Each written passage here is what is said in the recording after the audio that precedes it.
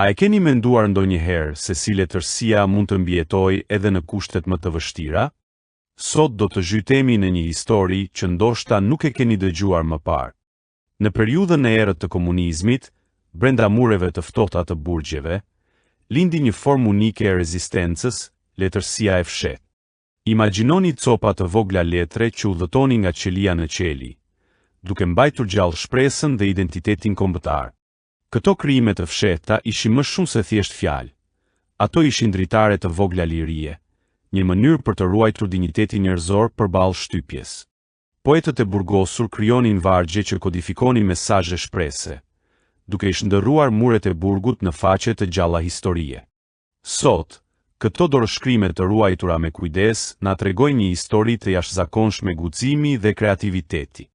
Ato dëshmojnë se si shpirti njerëzor mund të gjejë dritë edhe në errësirën më të thellë.